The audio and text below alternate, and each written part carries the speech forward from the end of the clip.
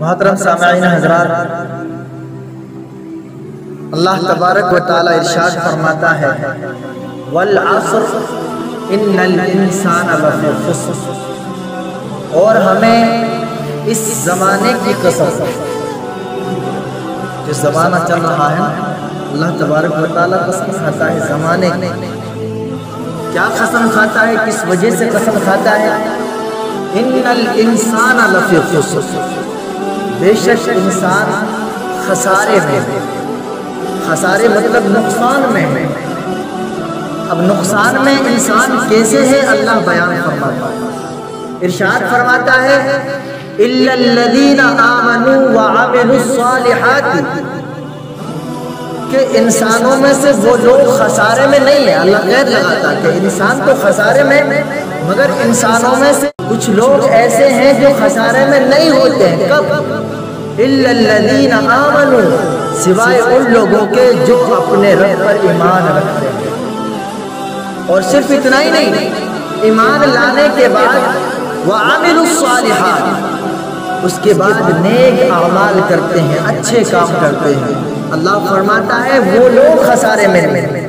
میں زمانے کی قسم کھاتا ہوں کہ انسان تو نقصان میں ہے، مگر اس انسان کی ایک دوسری قسم وہ ہے جو مجھ پر یعنی بغیر دیکھے ایمان لاتے ہیں اور اس کے بعد نیک اعمال میں عمل پیرا ہو جاتے ہیں۔ تو وہ لوگ خسارے میں نہیں بلکہ ان کے لیے جنت کی بشارت ہے۔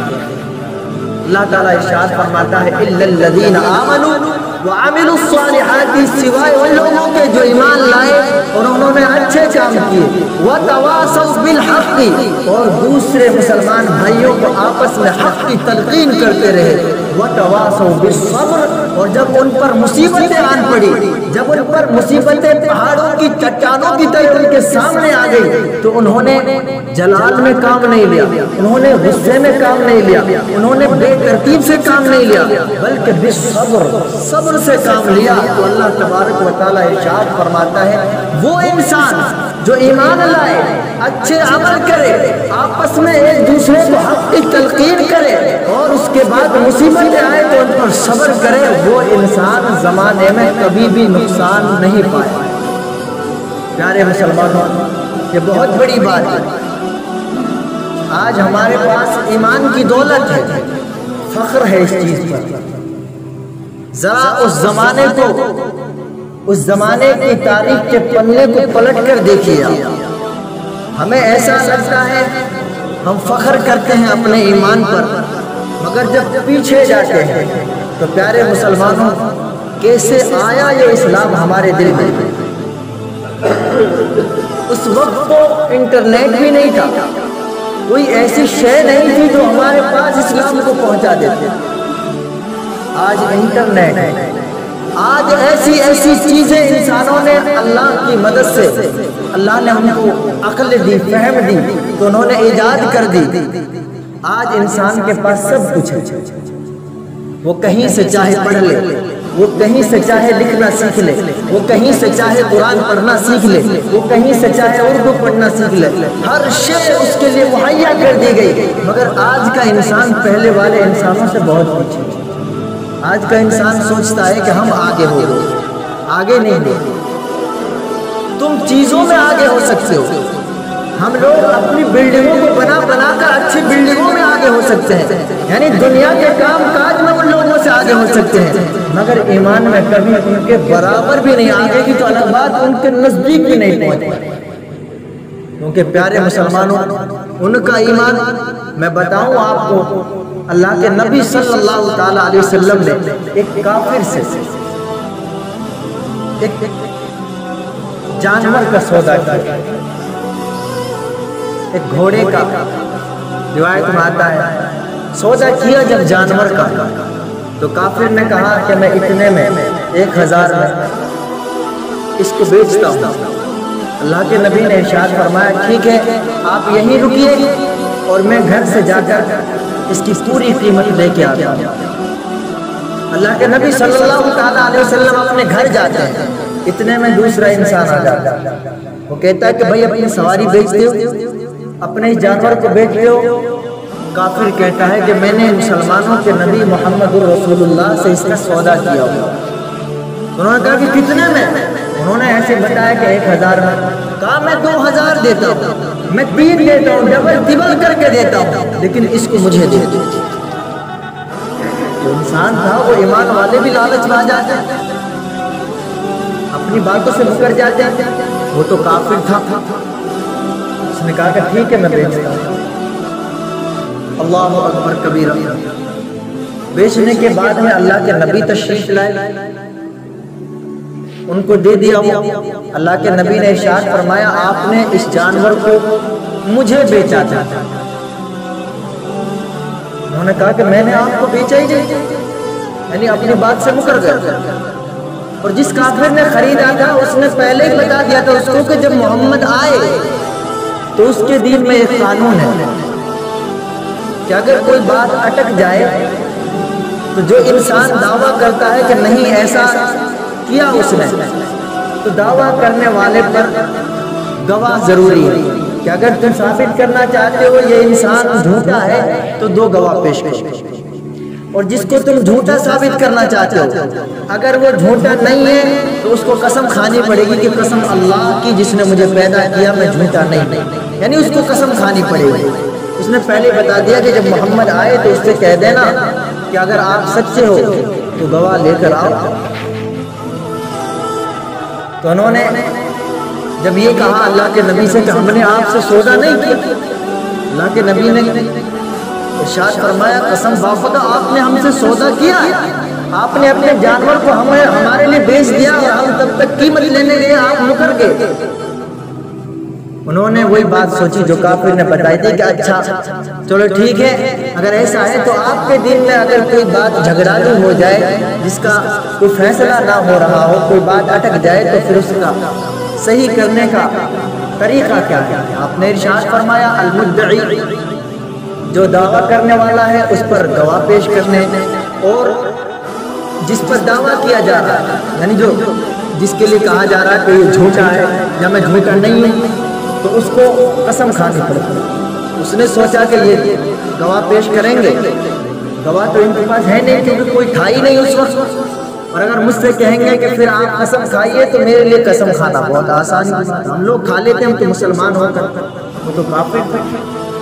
انہوں نے کہا کہ اچھا تو پھر اگر آپ کے دین میں جسے آپ لائے ہیں دین متأخر و طاہر ہے، گواہ پیش کرنے ہیں تو آپ دعویٰ کر رہے ہیں کہ میں نے اس جانور کو آپ کے لیے بیچا تو آپ گواہ پیش کریں۔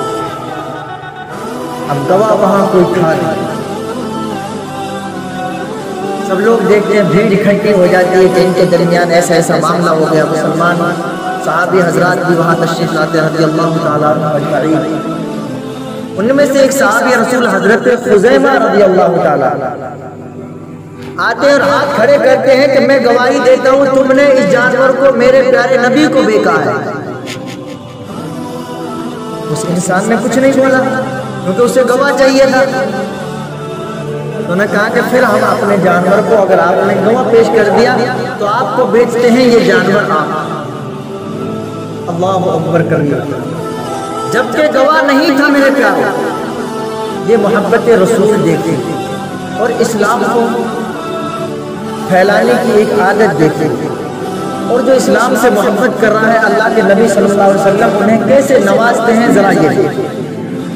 انہوں نے دیکھا نہیں تھا بلکہ صرف وہاں آ کر بس باتوں میں سنا اور گواہی دے دی کہ میں نے دیکھا ہے آپ نے میرے نبی کو اپنا جانور بیچا ہے۔ اللہ کے نبی صلی اللہ تعالیٰ علیہ وسلم نے اپنے پیارے صحابی کو بلایا اور ارشاد فرمایا اے خزیمہ تم تو وہاں تھے ہی نہیں تو پھر گواہی کیسے دے دی؟ اللہ اکبر کبیرہ۔ حضرت خزیمہ عرض کرتے ہیں یا رسول اللہ علیہ الصلوۃ والسلام جب آپ نے خدا کے بارے میں ارشاد فرمایا ہم نے دیکھا نہیں تھا لیکن خدا کو ایک مان لیا، جب آپ نے جنت و جہنم کے بارے میں بتایا تھا ہم نے دیکھا نہیں تھا لیکن یا رسول اللہ ہم نے مان لیا، ساری چیزیں تو یا رسول اللہ جو آپ کہتے ہیں آپ سچے ہیں صدیق امین ہے، ایسا ہو ہی نہیں سکتا کہ اس نے یہ جانور آپ کو بیچا نہیں۔ تو پیارے مسلمانوں اللہ کے نبی نے جب اس کی محبت دیکھی ارشاد فرمایا اے میرے اصحاب اگر تمہیں کہیں گواہوں کی ضرورت پڑے تو 2 گواہوں کی ضرورت پڑتی ہے، تو 2 تو مانگتے ہیں 2 گواہ، لیکن میرا اکیلا خزیمہ 2 گواہوں کے مقابل ہو جائے گا، تم اکیلے خزیمہ کو لے جانا گواہی کے لیے 2 کی کوئی ضرورت نہیں۔ تو اکیلا حضرت خزیمہ رضی اللہ تعالی عنہ 2 گواہوں کے بدلے میں اکیلا گواہی دیتا ہے۔ پیارے مسلمانوں، یہ اللہ کے نبی اور دین سے محبت کرنے کی سچی نشانی ہے۔ آج انسان اپنے خاطر جھوٹ بولتا ہے، انسان اپنے خاطر بہانہ بنا لے گا۔ جب اس سے نماز کے لیے کہا جائے گا، کبھی اس کے کپڑے گندے، کبھی اس کا جسم گندا۔ اے مسلمان، ایک ایسا انسان ہے تیرے دل کے اندر نبی کے عشق، نبی کی محبت بھری ہوئی ہے، تیرے سینے کے اندر قرآن بھرا ہوا ہے، تو کہتا ہے میرے کپڑے گندے، تو کہتا ہے میرا جسم گندا ہے، تو گندا رہتا کیوں ہے؟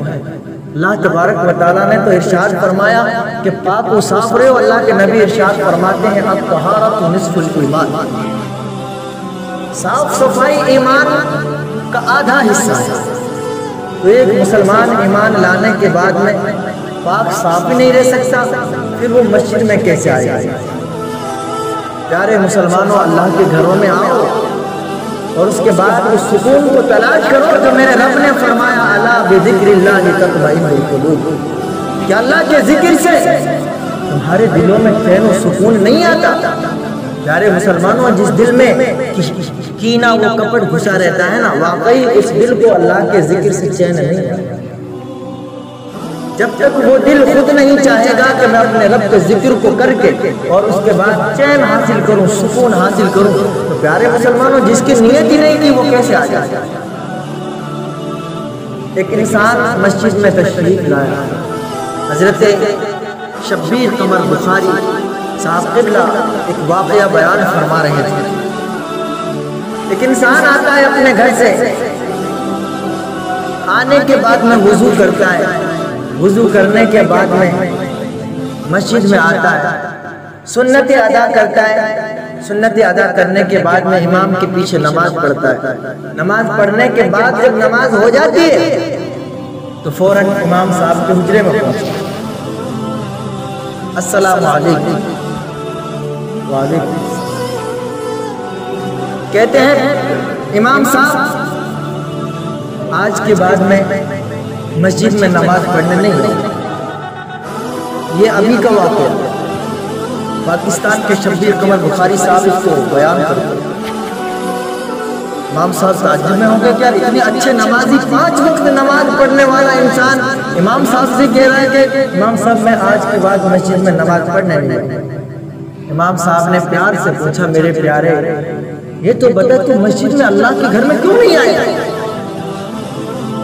عرض کیا امام صاحب جب میں وضو کر رہا تھا تو میں نے وضو کرنے والوں کو دیکھا، وضو کرتے وقت بھی دنیا کی باتیں کر رہے تھے، وضو کرتے وقت بھی غیبتیں کر رہے تھے، وضو کرتے وقت بھی چوری، وضو کرتے وقت بھی جھوٹ بول رہے تھے، وضو کرتے وقت بھی نہ جانے کیا کیا کر رہے تھے۔ پھر جب نماز پڑھنے گیا میں سنت ادا کر رہا تھا، پھر بھی میں نے دیکھا 4 لوگ ایک طرف بیٹھ کے اپنی دکان کی باتیں کر رہے ہیں، اپنے کھیت کھلیان کی باتیں کر رہے ہیں، دوسرے کی غیبتیں کر رہے ہیں، جھوٹ بول رہے ہیں۔ اے امام صاحب میں مسجد میں اس لیے نہیں آؤں گا کہ ان نادانوں کو پتا نہیں ہے جب جب مسجد میں آیا جاتا ہے اپنے گھر کو چھوڑ کر آیا جاتا ہے تو خدا کو یاد کرنے کے لیے آیا جاتا ہے، اپنے کاروبار کی باتیں مسجد میں نہیں کی جاتی، غیبتیں تو باہر بھی حرام ہے تو مسجدوں میں تو اشد حرام ہوں گی اور زیادہ حرام ہو جائیں گی۔ یہ سب چیزیں اے امام صاحب ہم نے دیکھا، میں سنتیں ادا کر رہا تھا، لوگ غیبتیں کر رہے تھے، لوگ جھوٹ بول رہے تھے۔ امام صاحب بتاؤ میرا کیا کام؟ میں نماز پڑھنے آتا ہوں، یہ غیبتیں کرتے ہیں، یہ جھوٹ بولتے ہیں، میری نمازوں میں خلل پیدا ہوتا ہے۔ کیا کہتے ہیں مقتدی؟ میری نمازوں میں خلل پیدا ہوتا ہے۔ اس لیے امام صاحب میں آج کے بعد مسجد میں نہیں آؤں گا، لیکن امام صاحب میں آپ سے وعدہ کرتا ہوں نماز چھوڑوں گا نہیں۔ امام صاحب نے کہا کہ یہ کیسی مصیبت ہے، کیسی نادانی ہے کہ انسان کو جماعت کی نماز چھوڑوا دے۔ ارے اپنے رب سے دعا کرو تو یہ دعا کرو مولا تو اگر نمازی بنائے تو جماعت کے ساتھ پڑھنے والا بنا، الگ پڑھنے والا بنا، الگ تو الگ ہی ہوتا۔ پیارے مسلمانوں آپ ذرا سوچئے، ایک دولہے کی ہم شادی کریں اور اس کو کہہ دے تو اکیلا جا بھائی دلہن لے کے آ جانا، اس کو مزہ آئے گا اس کی شادی؟ لیکن جب اس کے ساتھ 100-200 باراتی جائیں گے نا تب مزہ آئے گا۔ یہ نماز بھی پڑھو تو پیارے مسلمانوں ساتھ میں پڑھو، اللہ جنت دے گا تو آپ کے امام کے ساتھ، آپ کو جنت، ہم کو جنت ملے گی تو ہمارے پیر کے ساتھ، اللہ کے ولیوں نبیوں کے پیچھے ہم باراتی بن کے جائیں گے۔ یہ پیارے مسلمانوں دعا کرو تو اپنے رب سے نماز کے ساتھ ساتھ ایسی دعا کرو کہ مولا تو اگر نماز ہی بنائے تو جماعت کے ساتھ مجھے توفیق دے دینا کہ میں ہمیشہ جماعت کے ساتھ نماز پڑھوں۔ ہم جماعتوں کی نماز چھوڑ دیتے، ایک دن چھوٹ گئی کوئی مجبوری ہوگی، لیکن پیارے مسلمانوں یہ کیسی مجبوری ہے مسلمانوں کی کہ بار بار جماعت کے ساتھ نماز نہیں۔ ایک امام صاحب مثال کے طور پہ فجر کی نماز ہو رہی، 5:15 پر جماعت ہو رہی، اب جماعت ہونے کے بعد میں نماز ہوئی، 50 آدمی اندر، تو جب نماز اور سلام پڑھنے کے بعد باہر جائیں گے تو 20 آدمی باہر۔ اللہ اکبر۔ یہودی پیارے مسلمانوں یہی تو نہیں چاہتے کہ مسلمان اکٹھے ہو جائیں۔ یہودی کہتے ہیں جس دن مسلمانوں کی بھیڑ فجر کی نماز میں اتنی ہو گئی جتنی جمعہ میں ہوتی ہے، اس دن یہودیت عیسائیت کا خاتمہ ہو جائے گا۔ مگر ہم چاہتے نہیں کہ دشمنان اسلام کو زیر کریں، ہم تو ان کو زبر بنائے دے رہے، یعنی اپنے اوپر رکھے جا رہے۔ میں وہ واقعہ بیان کر رہا تھا، مقتدی نے کہا اس لیے امام صاحب میں نہیں آؤں، لوگ مسجدوں میں بیٹھ بیٹھ کر غیبتیں، اللہ کے گھر میں جھوٹ، اللہ کے گھر میں شرارتیں۔ پیارے مسلمانوں امام صاحب نے کہا کہ اللہ کے نیک بندے ٹھیک ہے تو جماعت سے نہیں پڑھے گا نماز، لیکن جانے سے پہلے میرا ایک کام کر کے جائیے، آپ پھر چلے جائیں۔ کہتے ہیں بتائیے آپ کی کیا رائے ہے، آپ کیا کرنا چاہتے ہیں؟ امام صاحب نے ارشاد فرمایا کہ آپ سے میری ایک گزارش ہے کہ ایک گلاس میں پانی لے کے آئے۔ تو مقتدی جلدی سے گیا اور گلاس میں پانی لے کے آئے، کیونکہ امام صاحب کا حکم تھا، پانی لے کے آئے۔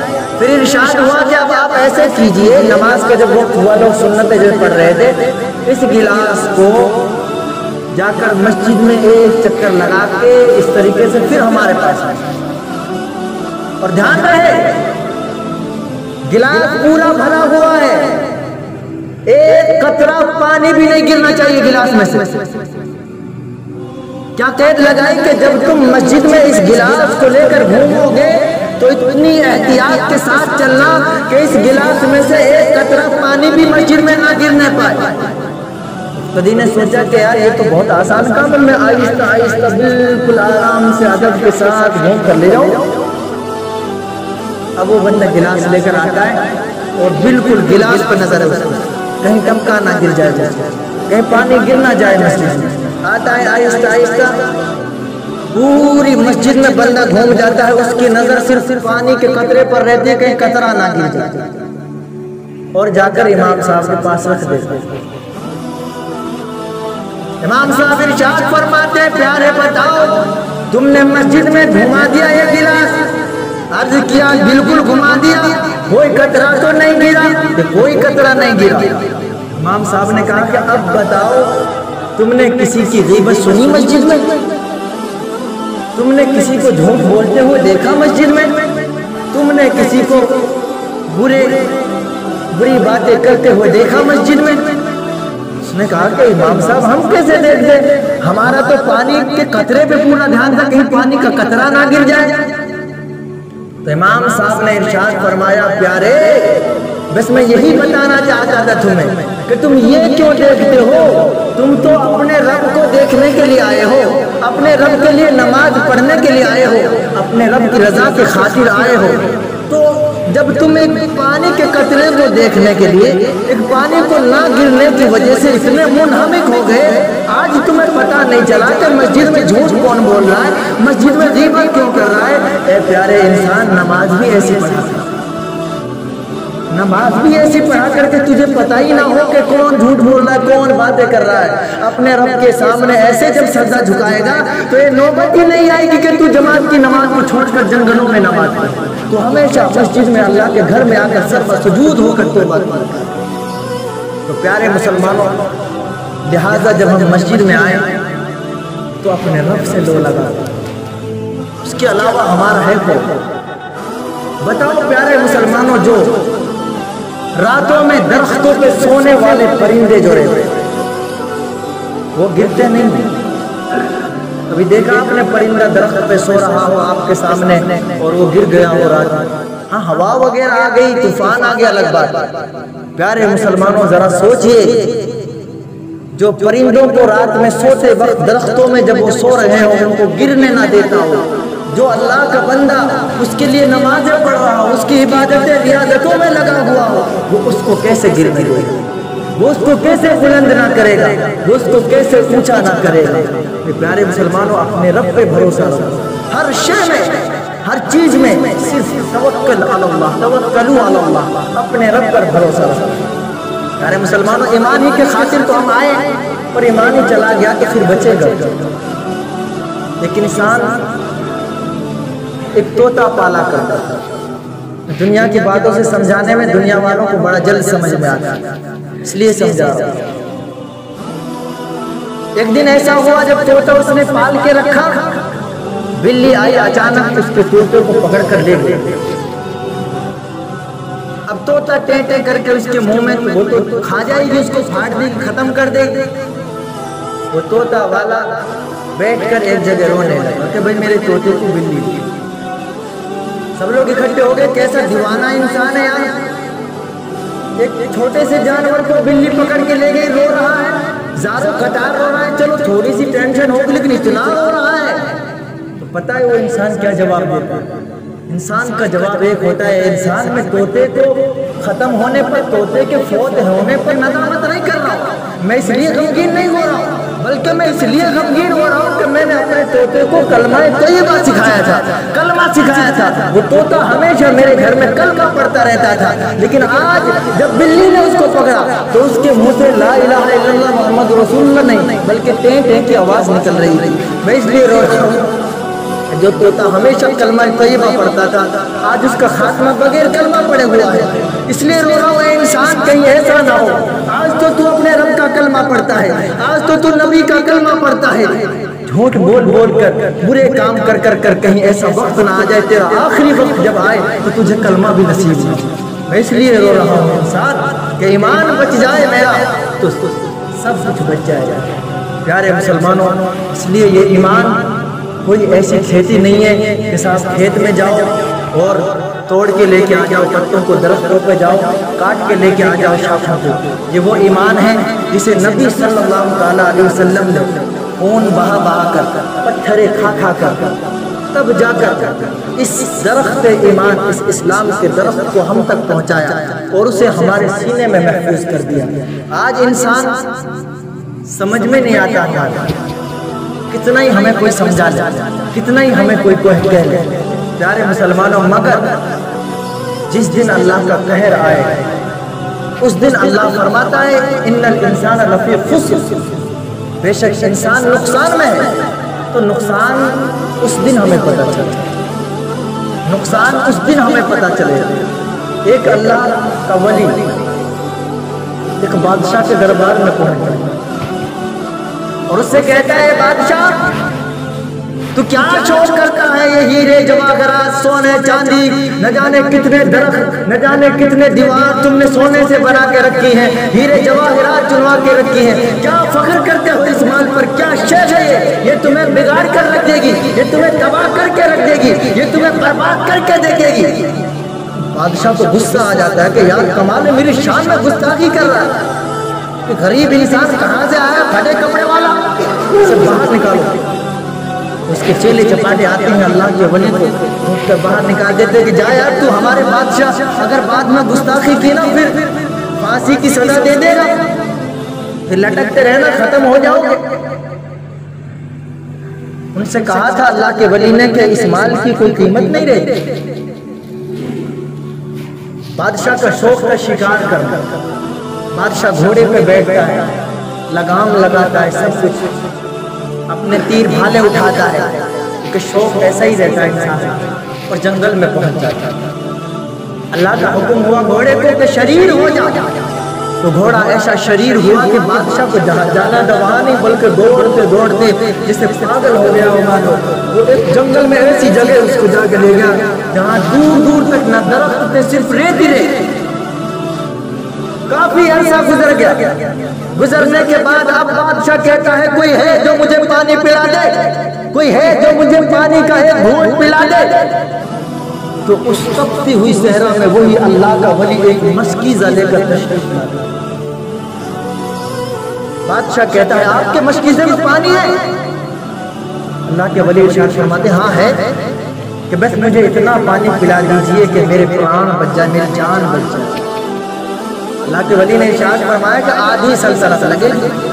تو بادشاہ ہے نا، جن ہیرے جواہرات پر تو فخر کرتا تھا اور نہ جانے کیا کیا غلط غلط کاموں میں ان پیسوں کو اٹھاتا تھا، غریبوں کی مدد کم، عیاشی زیادہ، بیواؤں پہ رحم کر، برے کم رحم اور برے کام زیادہ، کہ ٹھیک ہے میں آدھی سلطنت دیتا ہوں، آپ مجھے بس اتنا پانی، 2 گھونٹ پانی پلا دیجئے کہ میری جان بچ جائے. اللہ کے ولی نے ان کو پانی پلا دیا. اتنے دن کافی عرصہ گزر گیا، وہ بیمار، شدید بیمار پڑ گیا تھا، نہ کھانے کے لیے. اس نے کہا کہ پانی تو میں نے پی لیا لیکن اب مجھے صحیح پہنچ جائے.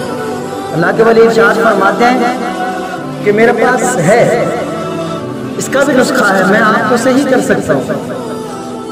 کہا کہ ٹھیک ہے کر دیجئے.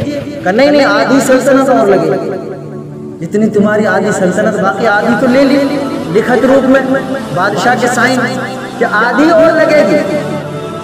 کہا کہ ایک جان، اس جان کو بچانے کے خاطر پوری سلطنت لے رہے کہ دیکھ لو، اگر شفا چاہیے تو لو، نہیں تو پانی تو پیا، کچھ دیر زندہ رہو گے پھر مر جاؤ.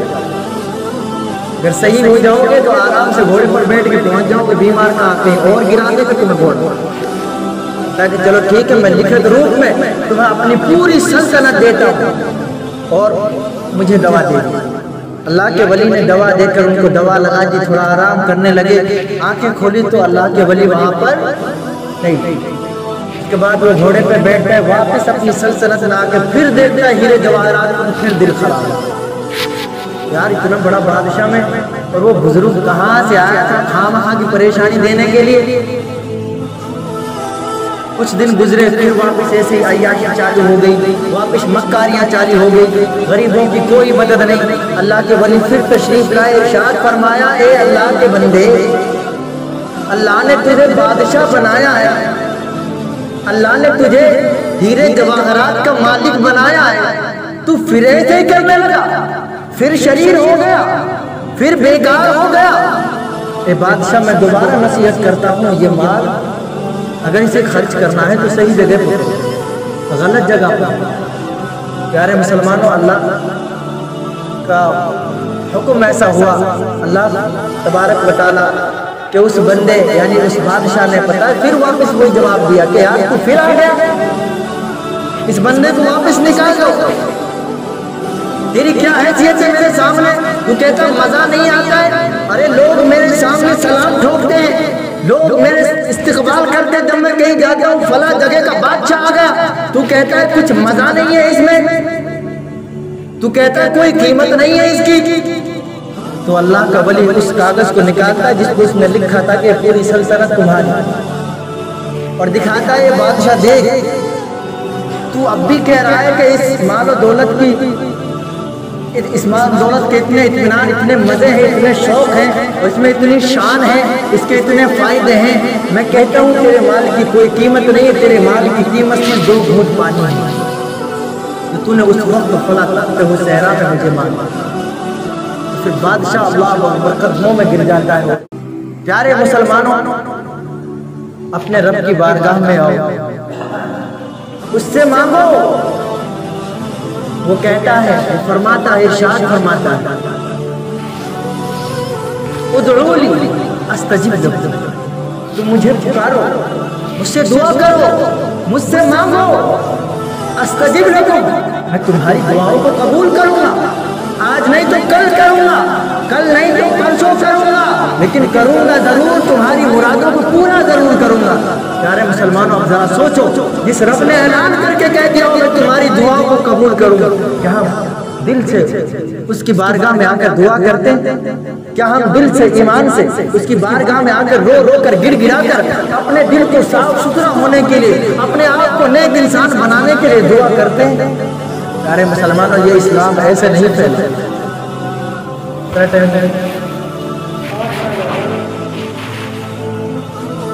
درود شریف پڑھ لیجیے، اللہم صلی علی سیدنا و شفیعنا و قریبنا صلاۃ و سلام علیک یا رسول اللہ صلی اللہ علیہ وسلم۔ تو میں ایک چھوٹی سی حدیث آپ کے سامنے اور عرض کر دوں۔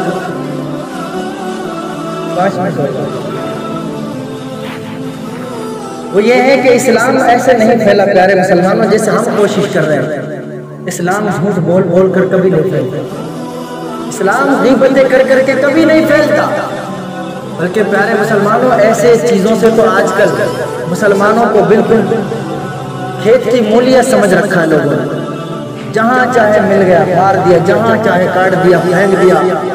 پیارے مسلمانوں یہ عادتیں کس نے بنائی؟ یہ اپنی عزت و حیثیت ایسی کس نے بنائی؟ کسی نے نہیں، ہم نے خود نے بنائی۔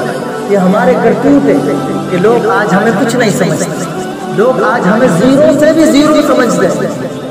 پیارے مسلمانوں میں بتانا چاہتا ہوں آپ کو کہ اسلام کیسے پھیلا۔